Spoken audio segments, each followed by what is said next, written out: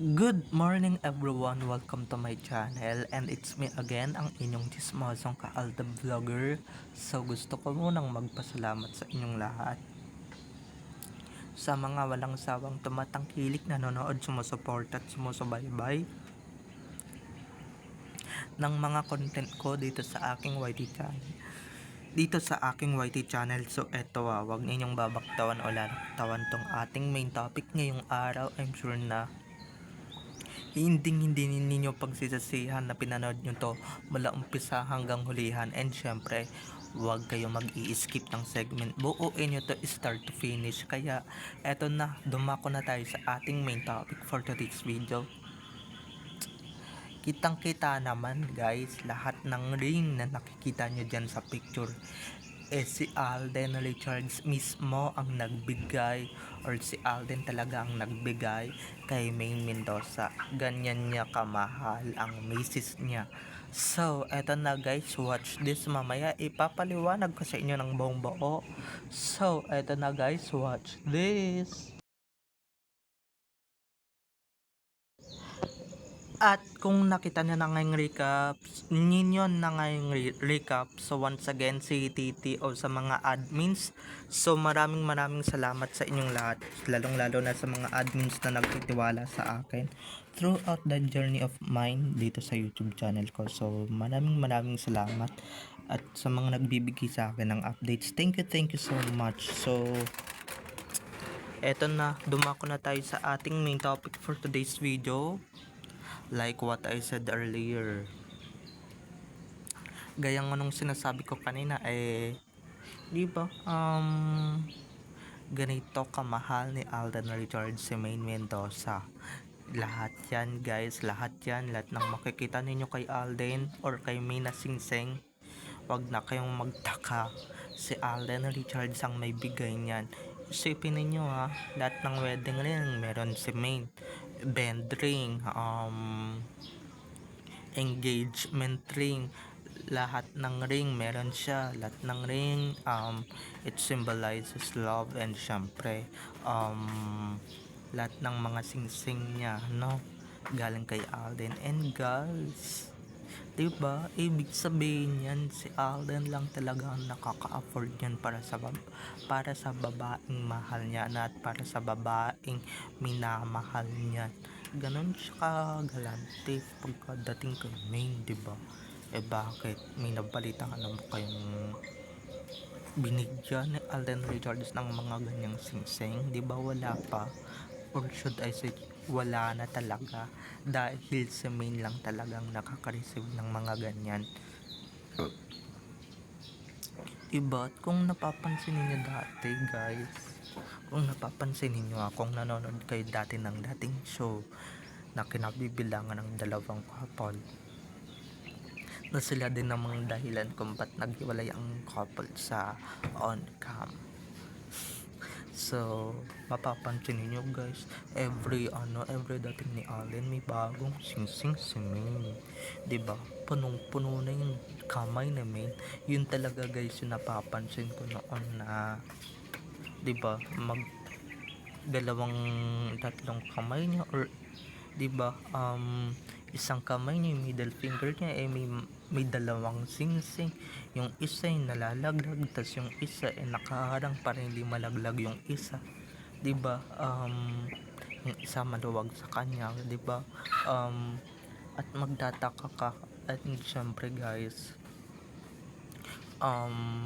hinulaan mo na kung sino yung bumili at kung sino yung naka-afford ng ganong singsing. Wala nang iba kundi si Alden, diba? Ganun yun, diba? Para sa taong may namahal niya o sa taong mahal niya, diba, gagawin niya lahat. At syempre guys, may nabalitaan ba tayong nagbigay kay May ng singsing bukod yun kay Tisoy? Wag ninyong isali dyan si Mr. Spotted dahil nga guys, halatang puwet lang ng baso yung binigay niyan kay doon kay clown, diba? Tsaka hindi valid yun guys, singan lang yun guys. Ang pinag-uusapan dito yung real na singsing, yung totoong singsing na na pang kasal o pang wedding band, yung ganyan, engagement ring, infinity ring, yun pala yun. And syempre at kung ano-ano pang mga singsing na talagang may 24 karat pa, diba, tayong nalalaman. So ibig sabihin guys, wala nang ibang pinagkagastosan si Alden na girl noon pa man kung hindi si Maine agad. Okay, buwat nung nakilala nila si Maine, mga girl lalo na nagpapapansin sa kanya, no pansin na siya, diba? Hindi na niya pinapansin mula nung naging asawa niya si Maine, diba? Ba't mapapapansin ninyong ibang babae? Lahat na nga ng katangian wife material naki-Maine na, diba? At guys, wag ninyong sabihin talaga, wag ninyong ipagpilitan yung mga idols ninyo na nauugnay kay Alden dahil hindi pa niya nabibigyan or hindi pa niya binibigyan in their dreams ang mga babaeng idol ninyo. Kahit nga sing no, na 24 karat o ilang karat man yan, hindi pa niya binibigyan, never in her mind or in his mind na bigyan talaga yung mga babaeng yun, diba? Oo, binibigyan niya ng flowers halos naman lahat, pero yung sing na yan guys, si Maine lang talagang binibigyan yan. At guys, hindi yan basta-basta sing lang, hindi yan putyo-putyo na sing diyan, dahil yung iba dyan guys, binili niya pa sa Amerika tuwing or sa abroad, tuwing nag-a-abroad siya or tuwing na may show siya sa ibang bansa, binibilan niya talaga si Maine. Ganun niya kamahal si Maine at ganun ka secure or ganun siya ka secure kay Maine, diba? Kaya pinapaulanan niya ng sing and syempre ng regalo, diba? Yung small things lang naman yung mga no, yung mga guys, hindi 1,000 yung halaga ng sing na yan, mga milyones ang halaga ng sing na yan. So meaning guys, ganun na kayaman si Alden, diba? Ganun na galante, ganun na kayaman, hindi na nila mapapantayan. Kaya nga, diba, maraming nga naiinggit, maraming nagiging bitter kay Alden kasi nga si Alden guys, si Alden na lang din yung nakaka-afford ng mga hindi nila ma-afford mo yan kung talagang mayaman ka pinanganak, diba? Yung mga nabibili niya ngayon o yung mga singsing niya, galing yan sa pagsisikap niya. And syempre kung talagang mahal niya yung isang tao, and diba, deserve ng tao na yun kung gaano karaming singsing ang dapat niyang ibigay, diba? Dapat ma-receive ng babaeng minamahal niya. Bakit minabalita na ba tayong binigyan niya ng singsing na ganyang isang katutak na halos mapuno na yung mga daliri sa kamay ni Maine, diba? Yung 10 daliri ni Maine sa kamay, kulang na lang guys, pati sa paa mapuno na, diba? Ganyan ka yaman, ganyan ka galante. Yung iba nga dyan, diba, iisang sing lang yung binibigay, pero si Alden eto real talk lang to kung nanonood kayo dati ng EB, mapapansin niyo guys na iba't iba suot ni Maine or every day, every week, na talagang maiispatan si Alden. Or pag may napansin kayong kakaibang suot ni Maine, it's either ring man yan or it's either shoes man yan,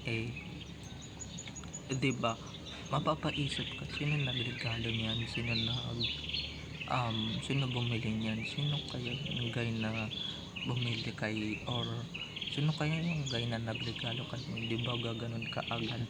Pero kung true blooded ADN ka, talagang talagang mapapansin mo na ay binili nga pala to ni Alden sa Thailand, ay binili nga pala to ni Alden sa Singapore, ganyan ganyan. So ibig sabihin guys, yung dati nilang nilalait na gusgusin at syempre mahirap na si Alden, eh tignan nyo naman ngayon, di ba? Sobrang yaman na, and syempre na-afford na yung mga hindi nila kayang i-afford na mga singsing, mga wedding band, mga um di ba engagement ring, promise ring. Although promise ring dito mga mura lang talagang halaga, pero kakaiba talaga guys yung mga singsing na binibili ni Alden kay Maine. Talagang world class at talagang magkapantay na sila ng yaman, diba? At kahit kailanman hindi na nila ma-reach si Alden or yung isang Alden Richards, hindi na nila ma-reach dahil nga guys hindi na nagpapareach si Alden sa kanila, and syempre hindi na papayagan ni Alden na maaga pa sa main sa kanya, kaya yung mga rings pinununan niya yung 10 daliri ni Maine ng mga singsing para talagang siguradong sigurado na talaga na nasa kanya lang talaga si Maine, okay? At wala nang iba pang makakaagaw sa kanya, di ba? Wala nang ibang makakaporma sa kanya, wala nang iba pang magtatangkang anuhin siya. So yun na nga mga ka-ADN,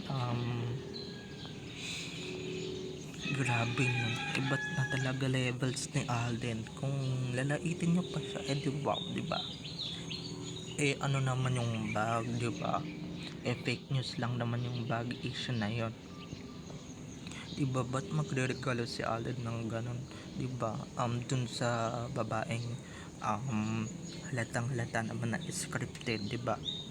So sa mga vloggers na nagkukwento nung panahon na yan, huwag ninyong paniniwalaan, okay? At huwag kayong maniniwala.